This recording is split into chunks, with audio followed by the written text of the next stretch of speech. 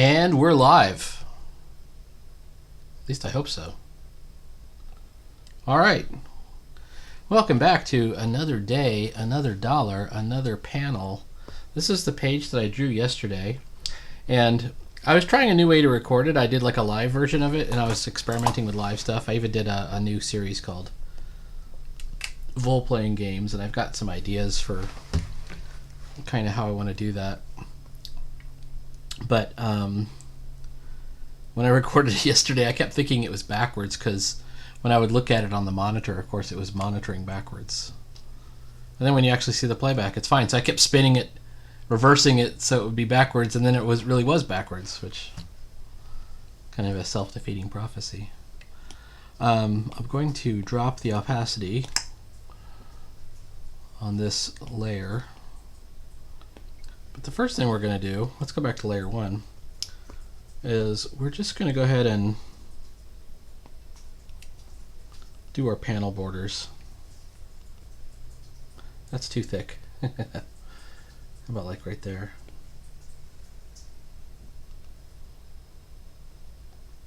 I was looking at, of course, the turtles are one of my major inspirations. And I was looking at the way those early panel borders were done, and they didn't use straight lines. They would use like a roughed outline, which I don't want to do. I prefer these kind of thin bordered panels. One of my teachers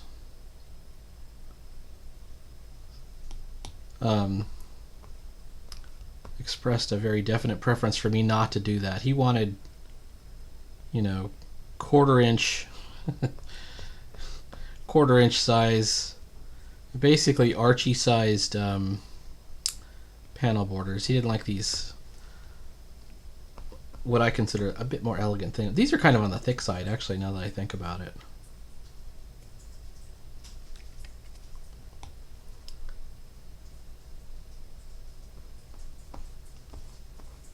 So maybe this is probably more to his liking, I guess. The reason I do the thinner ones is I saw a guy doing it and I really liked it. I believe that was Evan Scale, who was a fellow student. You can find him on Instagram, I believe, Evan Scale. Alright, that's to begin. We have some panel borders. Can you see them? Alright, they're good. Then, once you have panel borders, you've got the pencil layer. Then you go up to another layer, which is going to be your ink layer.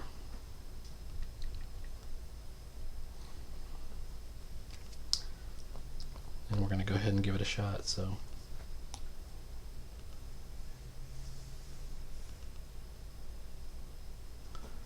boy, that didn't work out very well. Looks fine that way.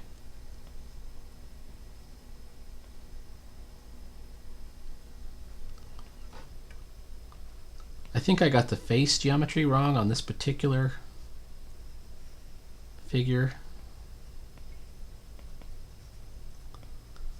And so there's a chance that I'm going to have to correct it. That might be enough. When I say the face geometry, you know how the face is not round or egg-shaped. There's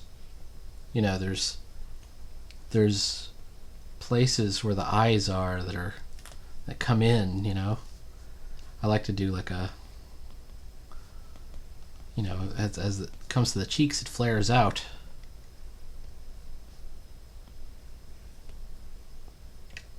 And then if you look at the original pencils, I left the nose out entirely because sometimes that's what you end up doing. It's just the you want to keep the silhouette right. Whoops. Whoa. All right.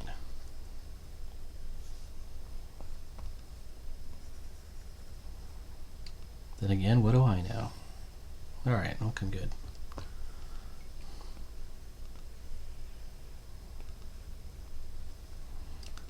I definitely have the coins too large.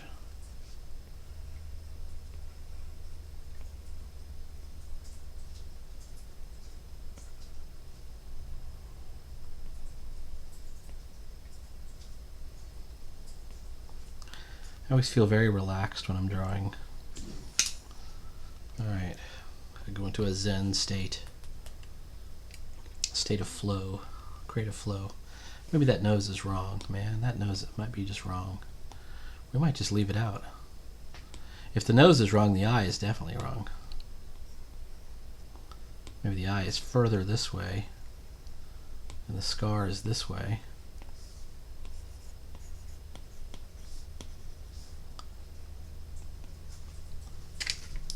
Something like that, maybe?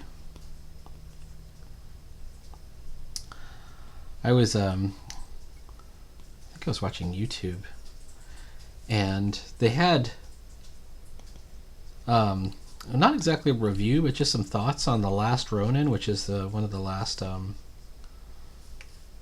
Teenage Mutant Ninja Turtles books, and I had kind of, it's over for me. I haven't really gotten any TMNT lately or at all for many a year. But I might get that one, Last Ronin, because like the premise I found out is that all the turtles are dead except Michelangelo. And by the way, I think that's exactly right. That's who would survive. He's not the super tough hardcore one. Like Raphael is basically like meant to be like Wolverine or the Thing or the Punisher. I think he's kind of based on the Thing in a lot of ways. I think the ears are going to be in front of the rifle or behind the rifle. Let's put him behind the rifle.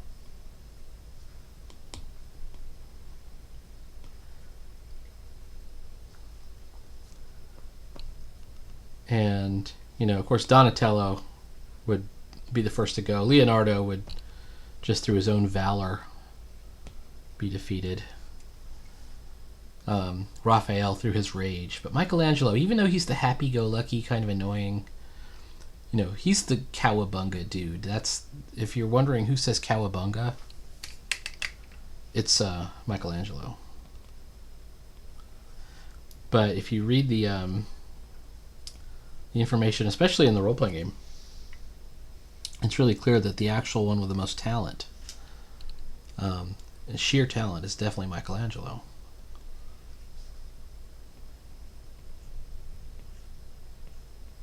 I always like that bit of lore.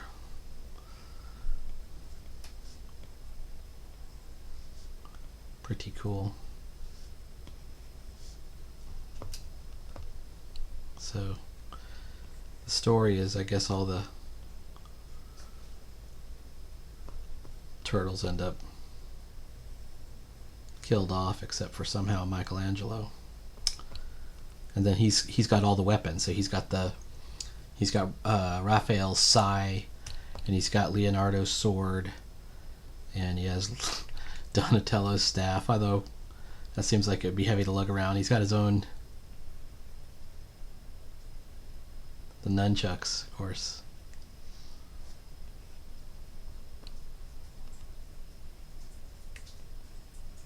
It was always kind of a cool feature of the Turtles also that they had the weapons were always twinned. It was always, you didn't just have a sai, you had two sai. You didn't have just a nunchuck, you had two sets of nunchucks. Because what's better than having one? That's the heel of the thumb, or the, what do we call this?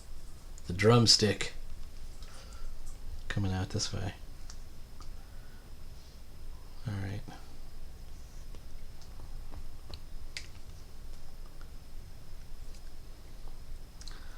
He's whirling around to shoot at these zombie guys. And I have a feeling I'm going to have to either reposition the arm or reposition the gun. One of the two.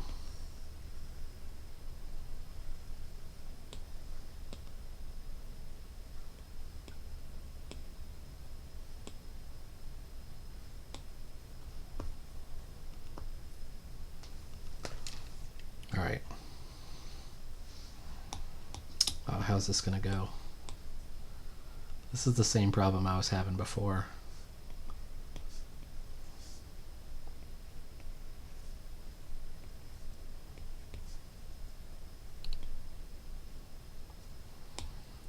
Maybe instead of bending the arm, let's get back into the pencil layer for a second. And let's take this gun and just move it off to the side. Just going to move it off to the side.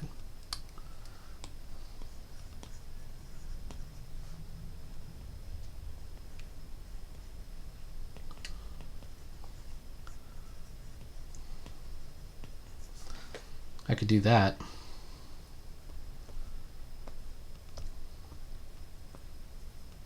I think it's okay to show the gun pointing straight up because he's just drawing it like it's. Does he have it in the previous page? Let's remind ourselves. He doesn't, because this is the previous page. He's got nothing in the other hand. Okay. So maybe this is where he's drawing it, and I could actually, so instead of, I have him as the motion lines of him turning around, but if I do it this way, it's like he's drawing the gun, which could be cool too.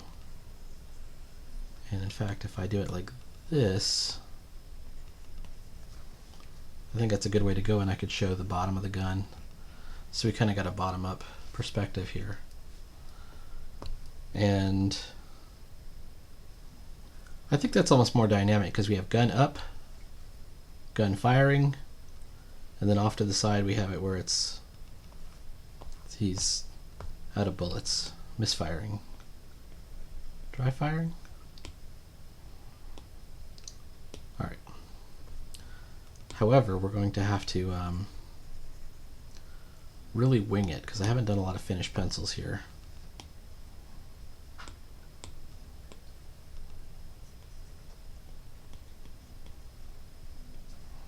Let's make sure I'm using the right brush.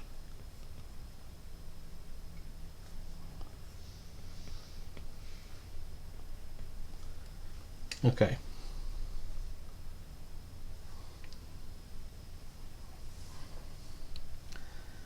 The way this works, we have our bottom fingers wrapping around, except our trigger finger is here.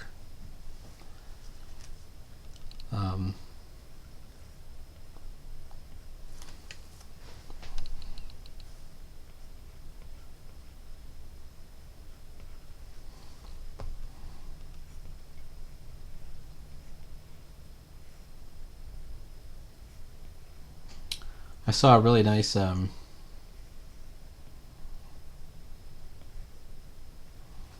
Rocketeer illustration from Dave Stevens, and he was also carrying the same C96 Mauser, so maybe that's where I got the inspiration from. I like to think I got the inspiration from Han Solo because this is the Han Solo gun.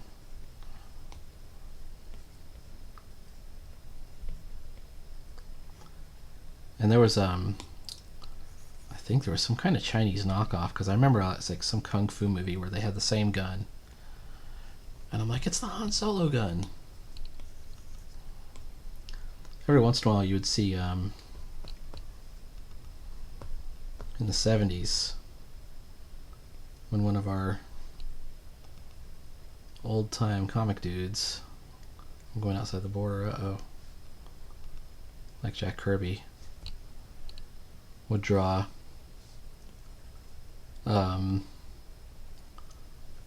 like Red Skull or one of those dudes. And they would give him this sort of vaguely German looking pistol, but it was kind of unidentifiable. I think it was meant to be some kind of German pistol. I always wondered about that. Like, what made them choose that one?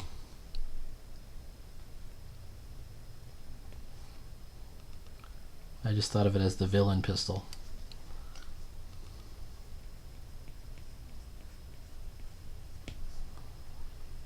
All right. It's okay to fail. It's okay to fail in this wild and woolly world that we've created. Fail a lot. And then correct yourself and keep going. I think I've failed on this because I think at the angle I've got his hand, I should really have the gun going a little bit this way.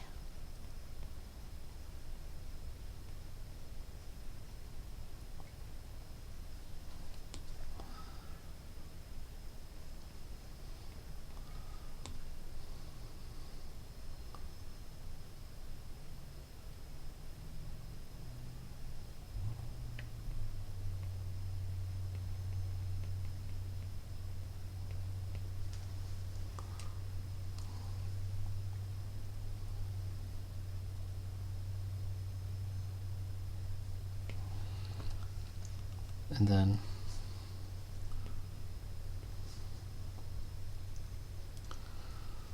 my other question is, I have the rest of his poncho flapping to the right, but is it possible it flaps to the left?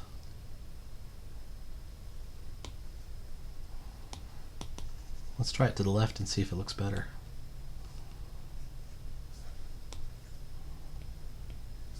Because we could like kind of reveal the the gun holster there.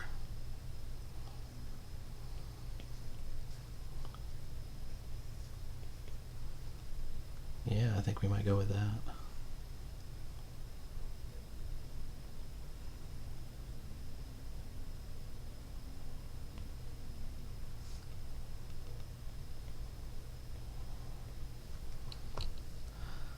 It's meant to be a ring for the strap.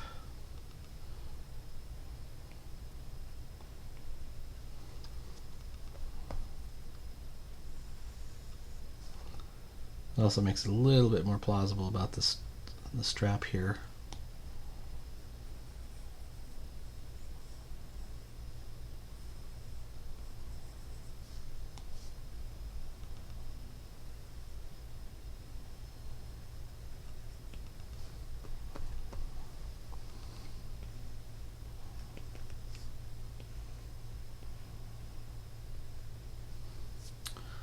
I'm actually yeah, yesterday got me interested in streaming in general and just trying to figure out how it all works, how it's all supposed to work. And so I set up a game stream, and the first one I did just failed utterly. And then I finally got it to stream, but I would consider that one kind of a fail too, because I couldn't get the sound right. Like you could barely hear me. And then somebody pointed it out in chat, and chat was Sideburns. Shout out to Sideburns. And I went through and fixed it, and after that it was fine, I think. But there's a lot I would do differently, of course. Right now that game looks very easy, but I've heard it gets really hard later on, so.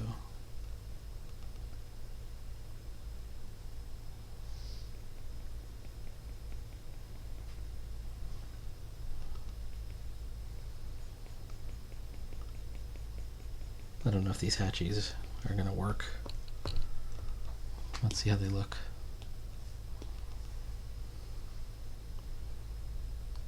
They kind of work okay. So now with this hand this way, it doesn't make sense to push the other hand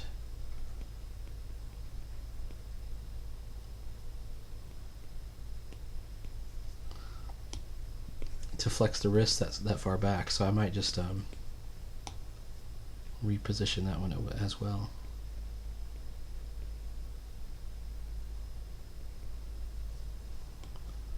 Being able to draw hands is really important, and I'm not sure I get it right. I think I got it wrong.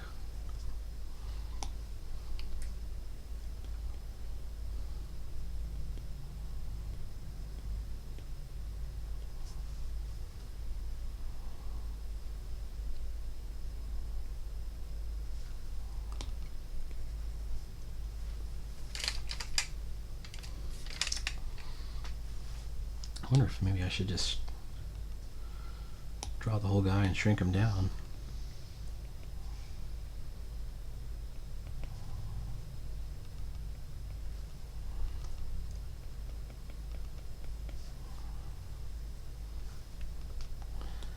I can just take him and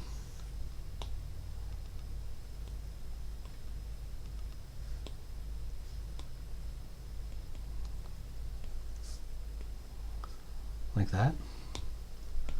All right, let's see if we can get this hand right.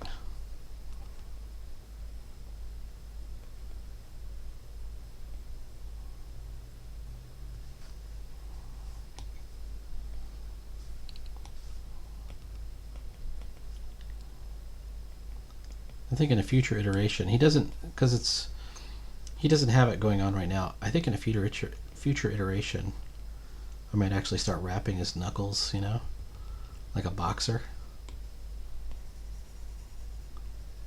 That might be like a cool detail to add.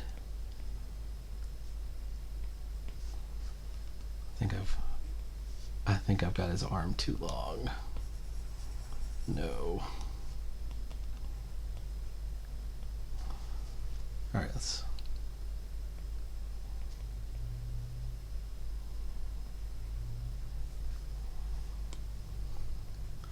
we've got an animalistic paw here. All right. But it's giving me some good thoughts here. Okay.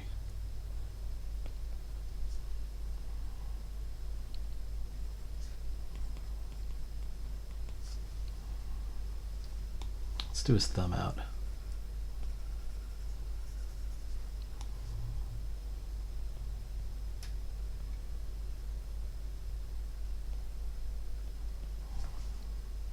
That's okay. That works actually fine.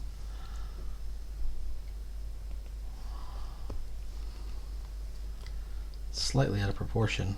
What's the problem with this hand?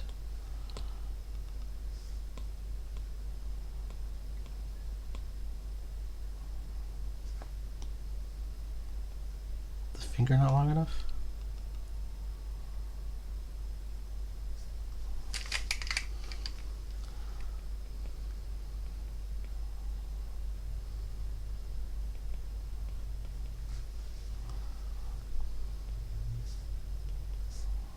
Okay. Well, we can't stress about it forever. It may be that we're going to come back and take care of it again. I think sometimes that's what it takes, is you got to let it go and just come back later.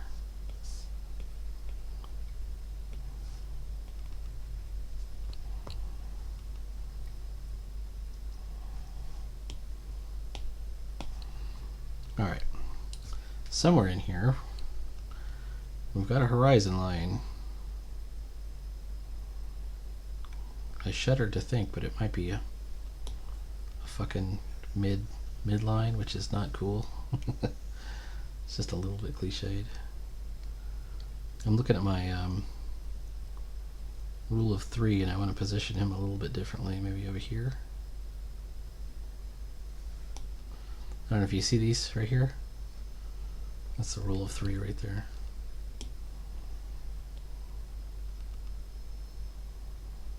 All right.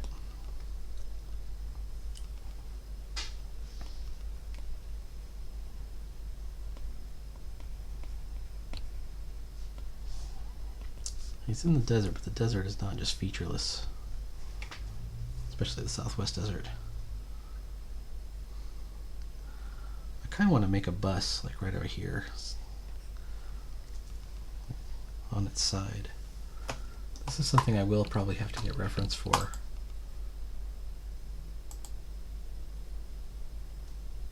Let's open up a browser.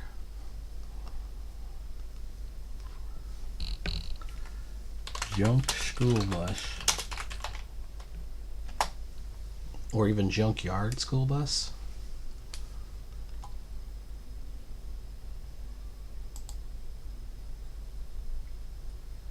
Plenty of images, okay. Abandoned school bus.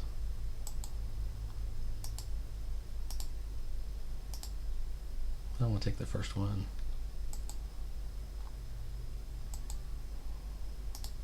perfect.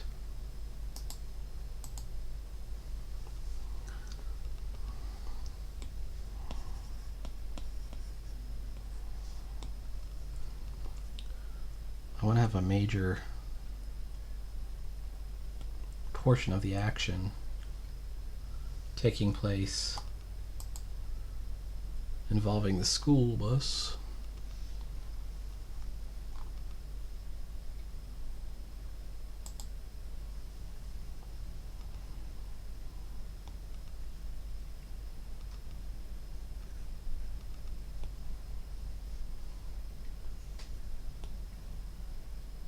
And then the front of the school bus.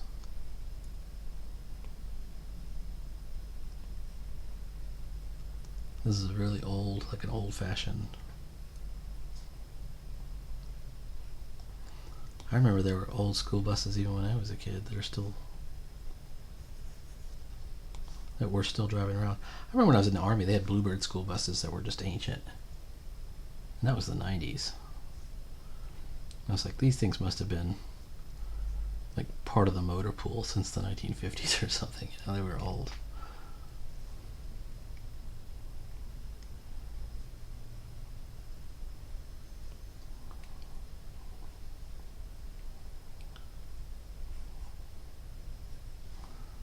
Alright, if it's junked, I'm going to pop the hood a little bit.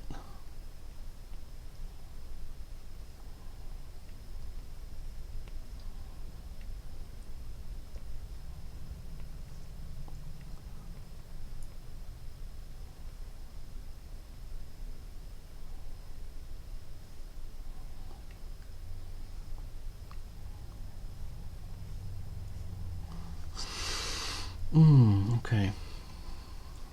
How about some of these doors? Well, first of all,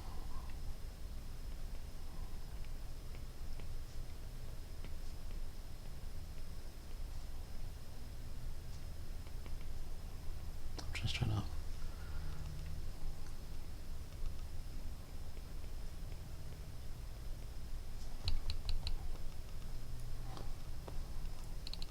It's got to say school bus up here somehow. I think it's.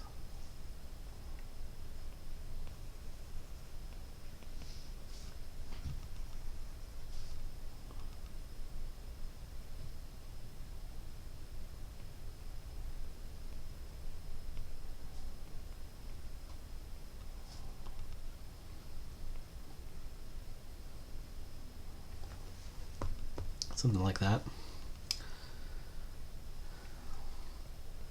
School buses have those big, like, rear view mirrors.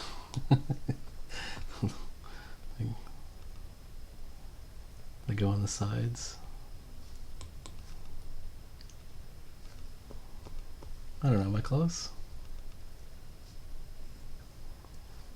Here's the bumper. Let's do the bumper like it's fallen off.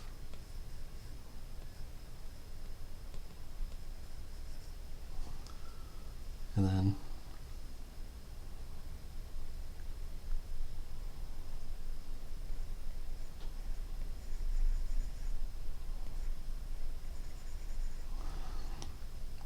of course we're going to put some plants and stuff in front of it.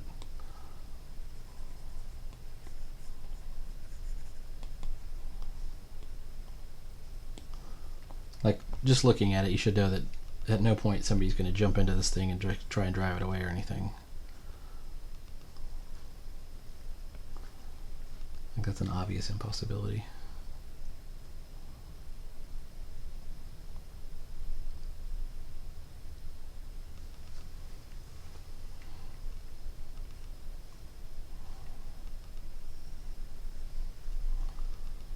And then the window line is the same.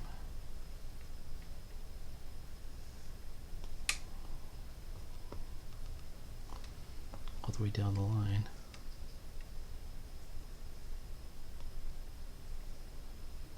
It's tough because it's kind of curved. You know, it's at an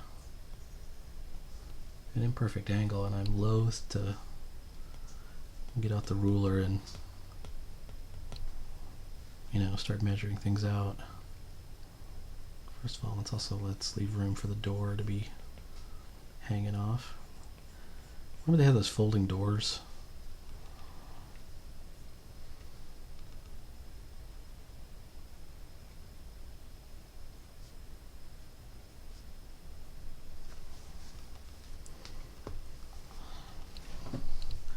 Okay, we're gonna have him drawing. He's drawing from the.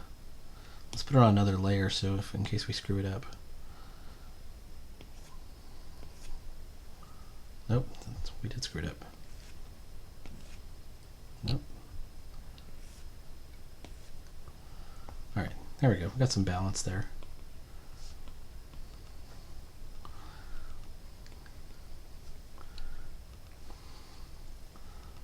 All right.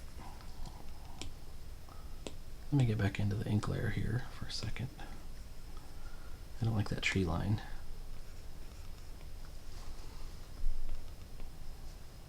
All right, I saw this trick on YouTube. I want to try it out. Basically, these are those lollipop trees. And we have lots of little scrub brushes that we've been doing. I want to show the edge of the bluff. But the deal with the lollipop trees is we're just going to use them for to show them the extent of the branches. I always have trouble kind of figuring out where my branches should go and where they should stop.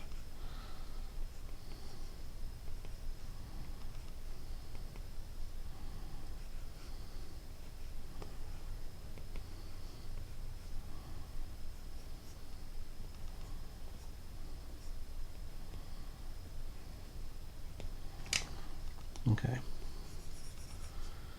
Then you just erase the circle.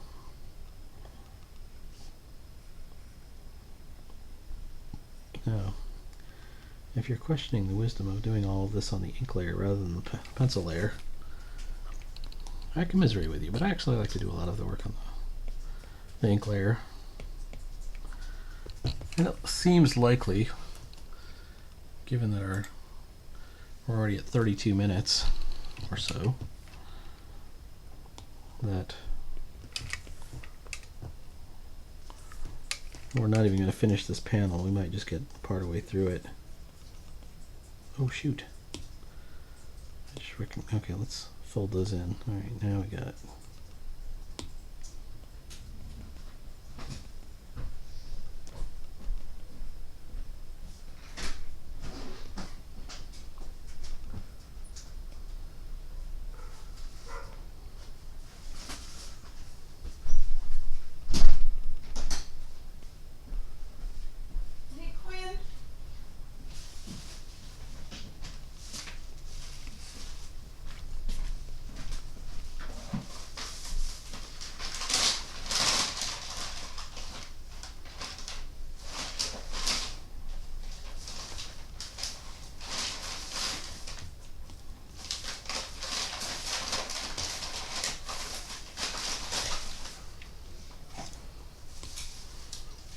Also, is it okay to leave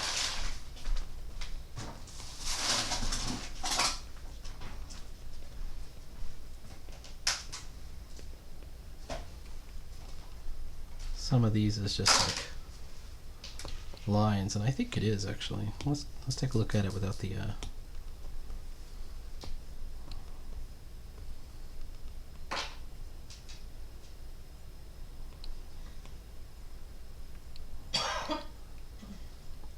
like you can already see between these two trees. I don't know if you can see them. The one on the left looks a little bit more interesting. Take a look with it a little bit. It's not a dead tree, it's just a Hey Quinn, you wet? Quinn?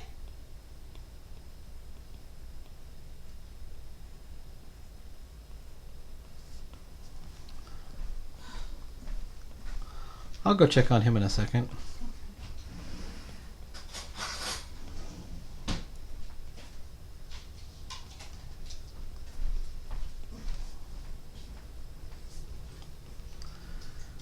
There's a little remnant of my other thing, my circle.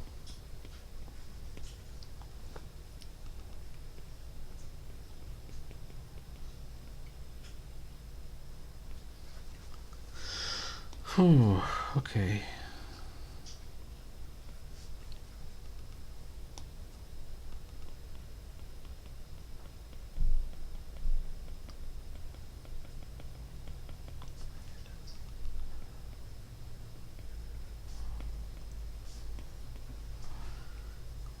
All right. Okay, now we just have to fix this tree. I think we've got a good start, a good idea. Anyway.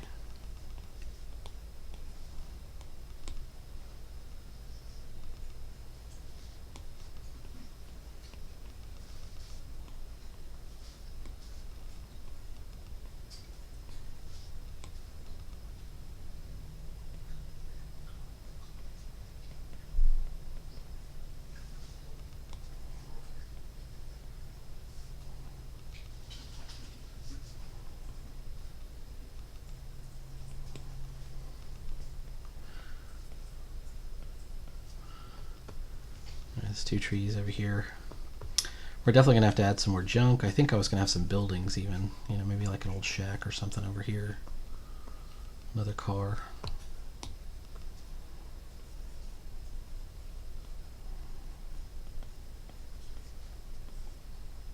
Whatever you use, you gotta make sure you remember what it's gonna be the next time you're drawing this scene, or if you're moving around angle-wise.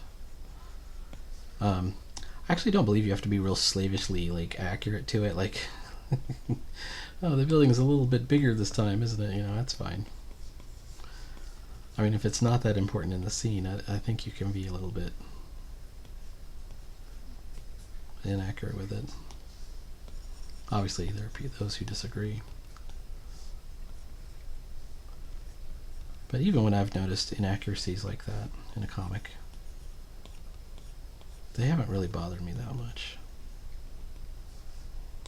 I know they bother some people,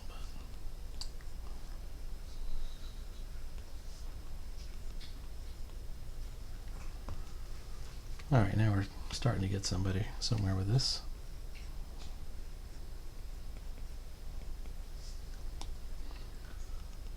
What's this here?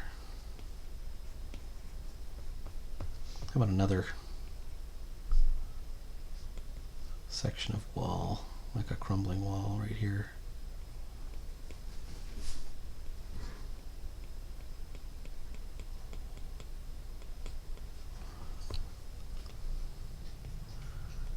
It's not the same wall as before. This is there from a different angle. He's run. Remember, he ran into the junk field, so I can do more stuff. Maybe that's the back of a box van or something.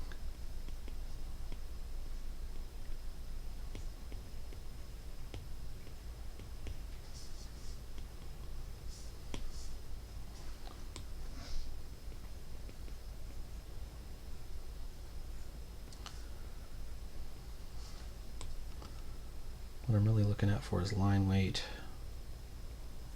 Constantly looking out for line weight.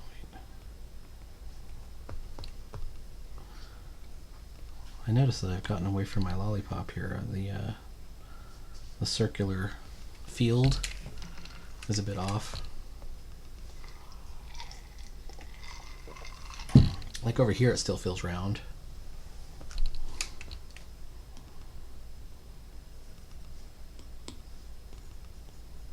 Have I blown it? I guess time will tell.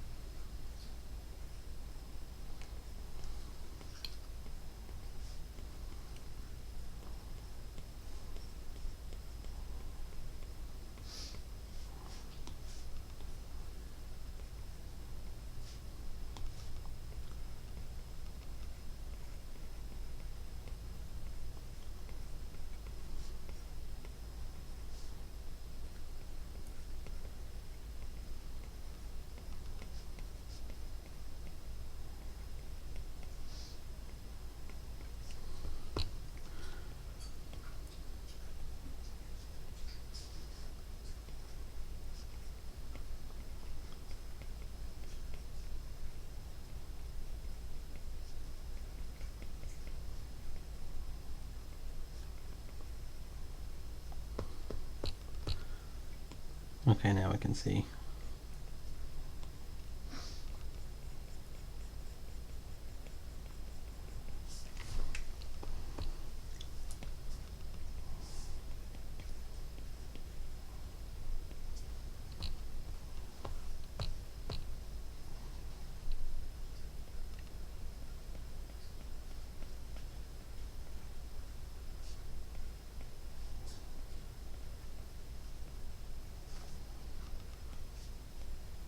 Nothing's ever going to be perfect.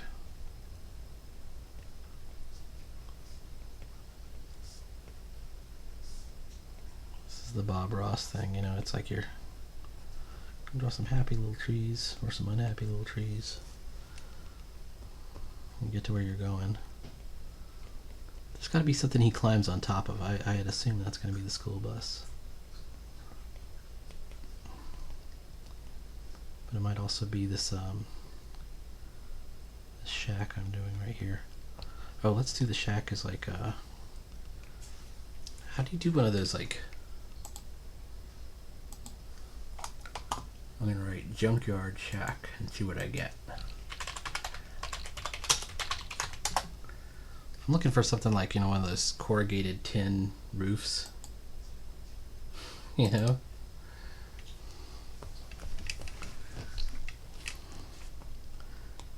And it overhangs a little bit.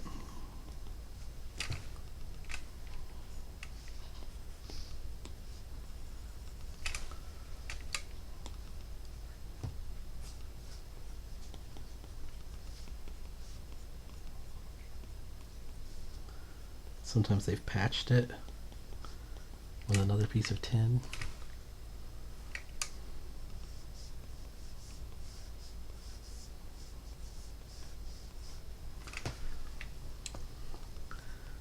And I've got all kinds of junk all piled up around it, so.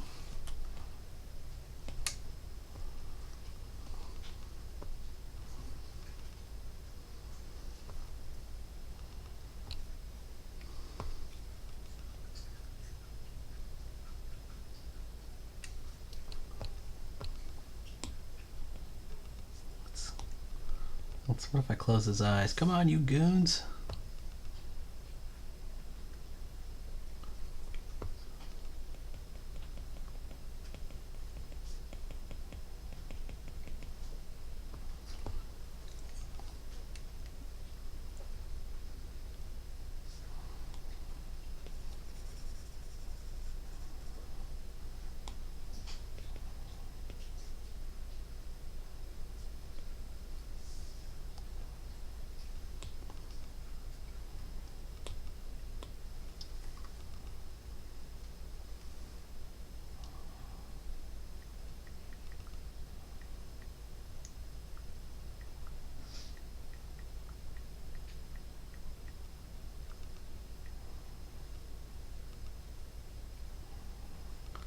Alright.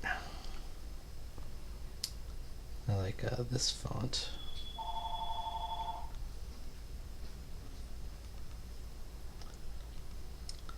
Another thing that's important to do is try and keep the font size the same throughout the entire comic if you can. There's yelling. There we go. Now, do I put it here? Put it here. I almost think it looks better up here.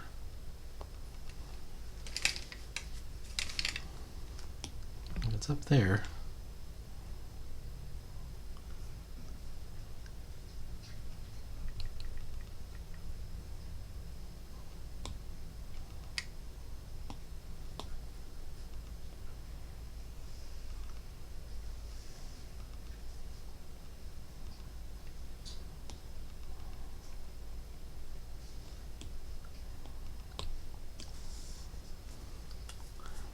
Alright, let's fake in that size. I got a little too much air in the balloon at the bottom, so tighten it up a little bit. There we go.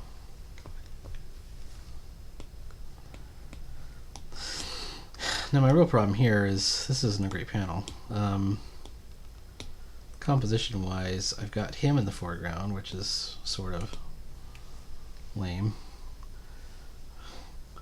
I've got an eye line of mid-level, which is lame.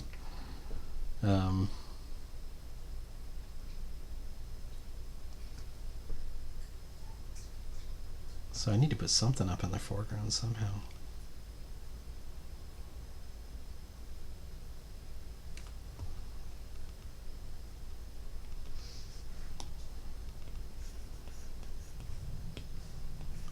Maybe I put a plant or something up there?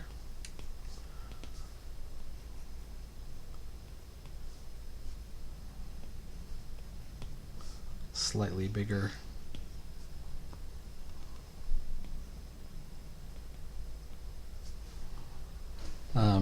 That kind of works. What if instead of having it going that slant, we could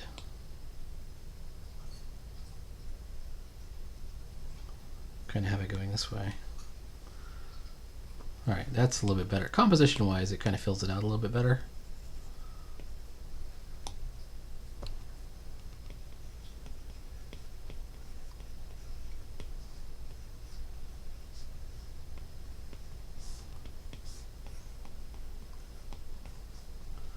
Kind of reminds us where we are. And also, you know, if it's not perfect, that's okay. It's just one panel. We're going to have 12 or 13 pages maybe of these, if we're lucky.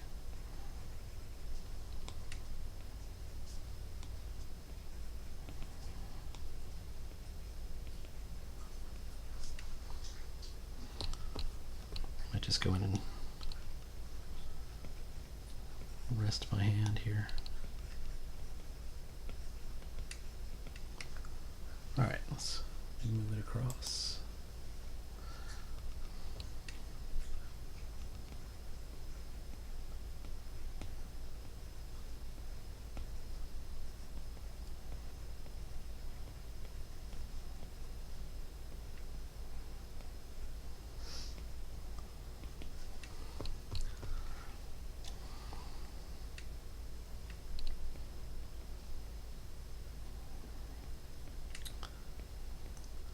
Kind of too big to be a mesquite bush, although it kind of works.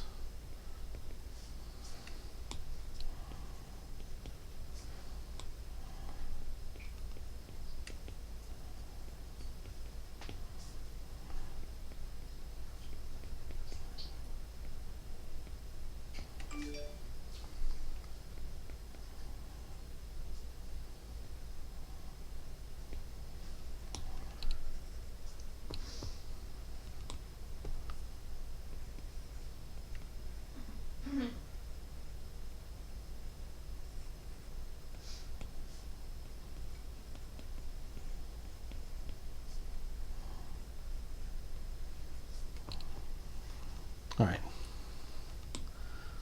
This is all looking pretty good.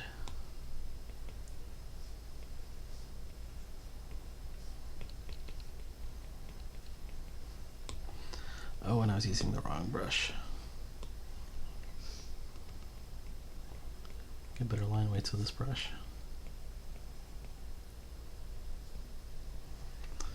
Okay. I think we'll leave it at this for right now. This is not a completed one. I think we'll probably be going back in and doing more work down here, background, maybe up here on the hilltop. Definitely in this open area over here, we want to put in some more vegetation and more junk. It's got to have junk in there. It's a junkyard after all. A couple of wrecked vehicles so far.